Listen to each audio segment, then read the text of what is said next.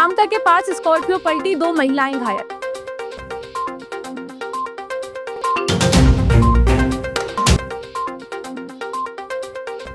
फर्जी डिग्री के आधार पर चल रहा था क्लिनिक, एफआईआर की तैयारी।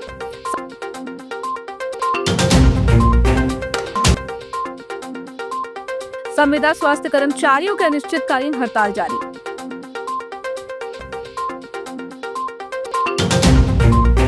राष्ट्रीय राजमार्ग 543 बालाघाट नैनपुर रोड पर लामता के समीप आज सुबह लगभग 9 बजे एक स्कॉर्पियो वाहन दुर्घटनाग्रस्त हो गया। हादसा औद्योगिक बास डिपो के सामने उस समय हुआ जब नैनपुर की ओर से आ रहा एक तेज रफ्तार हार्वेस्टर सड़क पर लहराते हुए आगे बढ़ रहा था।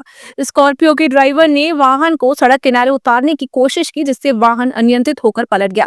दुर्घटना में स्कॉर्पियो में सवार 2 महिलाओं को हल्की चोटें आई, जबकि अन्य यात्री सुरक्षित रहे। घायल महिलाओं को तत्काल लामता प्राथमिक स्वास्थ्य केंद्र में उपचार के लिए भर्ती कराया गया। सभी यात्री चिखली गांव के निवासी थे और शादी समारोह से लौट रहे थे। सूचना मिलने पर लामता पुलिस मौके पर पहुंची और स्थिति को संभाला। ड्राइवर की मां और पत्नी को उपचार के बाद छुट्टी दे दी गई। सर हार्वेस्टर की वजह से। हार्वेस्टर मतलब कैसा क्या हुआ? सर वो आउट ऑफ कंट्रोल चला रहा था हार्वेस्टर वाला।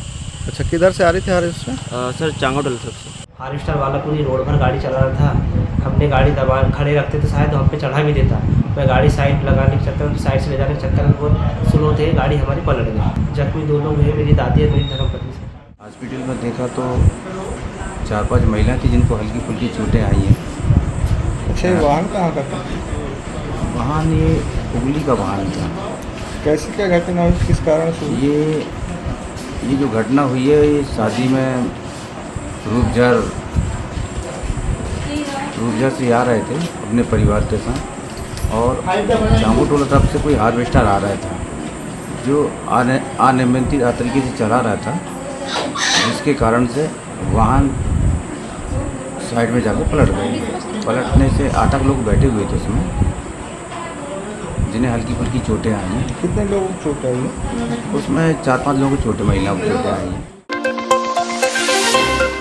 कलेक्टर मृणाल मीणा की अध्यक्षता में समयावधि पत्रों की समीक्षा बैठक आयोजित हुई। बैठक में कलेक्टर श्री मीणा ने मुख्य रूप से सभी निकायों और ग्रामीण विकास विभाग से कहा कि जिले में जिस तरह पानी की समस्या सामने आई है, इसको दूर करने के लिए सभी निकाय कम से कम एक जल संरचनाओं का स्वरूप सुधार कर दिखाएं। इसे अपनी उपलब्धि के साथ नागरिकों को सुविधाएं देने का अवसर बनाएं। साथ ही उन्होंने फॉरेस्ट फायर और नरवई जलाने के प्रकरणों में कृषि विभाग के साथ ही राजस्व अधिकारियों को एफआईआर व जुर्माने की कार्रवाई त्वरित रूप से करने के निर्देश दिए हैं। कटंगी के वार्ड 3 पाथरवाड़ा चौक में संचालित शिवाजीत सरकार के क्लिनिक की 21 अप्रैल को सीएमएचओ डॉक्टर परेश उपलव द्वारा गठित टीम ने जांच की। जांच में कई अनियमितताएं पाई गईं।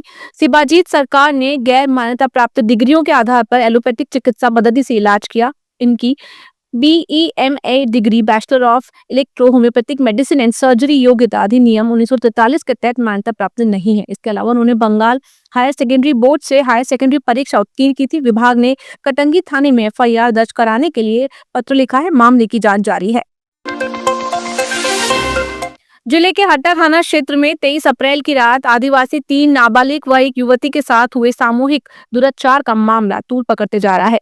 विभिन्न सामाजिक व जनप्रतिनिधियों द्वारा इस घटना में लिप्त आरोपियों को फांसी की सजा दिए जाने एवं पीड़ित परिवार को आर्थिक सहायता राशि व लड़कियों को नौकरी देकर उन्हें न्याय दिलाने महामहिम राष्ट्रपति व राज्यपाल से कलेक्टर के नाम ज्ञापन सौंपकर मांग की गई है। सोमवार को अखिल भारतीय आदिवासी महासभा के पदाधिकारी व मध्य प्रदेश एकता महासंघ के द्वारा कलेक्ट्रेट पहुंचकर ज्ञापन सौंपा गया है। बहुत दुखद घटना बालाघाट जिले के अंदर घटी है।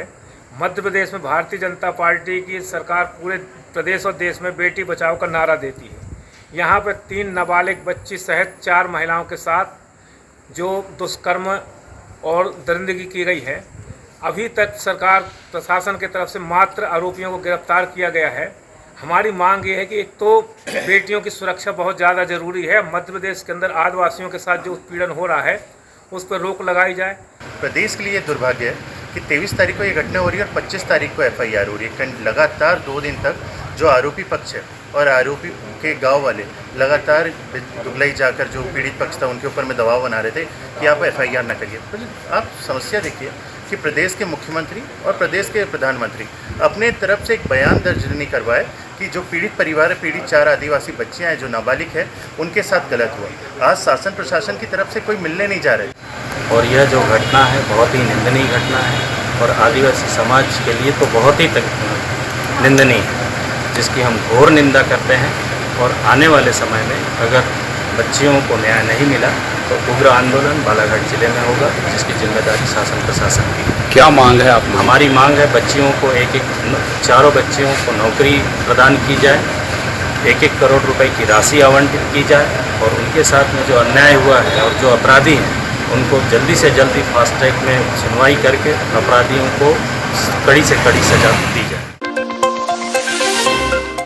मध्य प्रदेश में संविदा स्वास्थ्य कर्मचारियों की अपनी लंबित मांगों को लेकर 22 अप्रैल से शुरू हुई अनिश्चितकालीन हड़ताल आज भी जारी है। जिले में कर्मचारियों ने मिशन संचालक एमडी के आदेश के विरोध में प्रतीकात्मक होली जलाकर नाराजगी जताई। स्वास्थ्य कर्मियों ने चेतावनी दी है कि जब तक मांगे पूरी नहीं होंगी वे कार्य स्थल पर नहीं लौटेंगे। साथ ही सामूहिक इस्तीफे की भी चेतावनी दी गई है। कर्मचारियों ने एमडी द्वारा 3 दिन में काम पर वापसी न करने पर निलंबन के आदेश का विरोध किया। जिला मुख्यालय पर सीएमएचओ कार्यालय के सामने कर्मचारी लगातार धरना प्रदर्शन कर रहे हैं और सरकार से शीघ्र समाधान की मांग कर रहे हैं। हमारी हड़ताल 22 तारीख से शुरू हुई है। पूरे मध्य प्रदेश के 32,000 संविदा स्वास्थ्य कर्मचारी और बालाघाट जिले के 751 जो संविदा स्वास्थ्य कर्मचारी सभी लोग हड़ताल पे हैं। क्या है कि मध्य प्रदेश के कैबिनेट के द्वारा 2023 में संविदा नीति 2023 कैबिनेट के द्वारा पास की गई है। उसके उलट हमारी जो मिशन संचालक है उन्होंने मानव संसाधन नीति बनाई है 2025। उसमें हमारी बहुत सारी जो सहूलियतें हैं 2023 के संविदा नीति के अनुसार उसको उन्होंने ख़त्म कर दी है, जिसमें हमारा मेडिकल ख़त्म कर दिया गया है, हमारी ईएल ख़त्म कर दी गई है।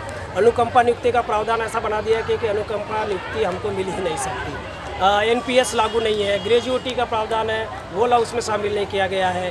और भी ऐसी बहुत सारी चीज़ें हैं जिसको लेकर के हम लोग डिमांड कर रहे हैं कि संविदा नीति 2023 के अनुसार ही एचआर पॉलिसी बने और तमाम जो सहूलियत है वो हमको लागू होना चाहिए। जिले के कटंगी क्षेत्र के पठार क्षेत्र की जीवनदायिनी कही जाने वाली बावनथड़ी नदी सूखने की कगार पर पहुंच गई है, जिससे इस क्षेत्र में पेयजल सहित किसानों को सिंचाई के लिए पानी की समस्या हो गई है। क्षेत्र वासियों द्वारा करीब 1 माह से राजीव सागर बांध का पानी बावनथड़ी नदी में छोड़े जाने शासन प्रशासन से मांग की जा रही है, लेकिन इस ओर प्रशासन द्वारा कोई अमल नहीं किया जा रहा, जिससे सोमवार को पठार क्षेत्र संघर्ष समिति द्वारा पुनः कलेक्ट्रेट पहुंचकर कलेक्टर को बांध से बावनथड़ी नदी में शीघ्र पानी छोड़े जाने की गुहार लगाई गई है। उन्होंने शीघ्र पानी नहीं छोड़े जाने पर 4 मई से अनिश्चितकालीन आंदोलन करने की चेतावनी दी है। पठार क्षेत्र की बात करें तो हमारा पूरा बावनथड़ी नदी के किनारे वाला जितना बेल्ट है, ग्राम गोरेघाट से लेकर मोवाड़ तक ऐसे कम से कम 25 से 30 ऐसे गांव है और महाराष्ट्र के भी ऐसे 25 से 30 गांव हैं। तो दोनों राज्यों के जो नदी किनारे पे बसे हुए गांव हैं, जहाँ से समस्त जल स्रोत वही है, सिंचाई के साधन वही से स्टार्ट होते हैं। कि अगर हमने लगातार 2 ज्ञापन दे दिए हैं और हमारा ये तीसरा ज्ञापन है, अगर दिनांक 4 मई तक अगर कभी बावनथड़ी नदी में राजीव सागर बांध परियोजना का पानी अगर नहीं छोड़ा गया तो हम समस्त किसान संयुक्त राज्य दोनों राज्यों के मिलकर किसान हम बोनकट्टा बेरेल चौक पर अनिश्चितकालीन धरना प्रदर्शन और चक्का जाम की रणनीति बना रहे हैं।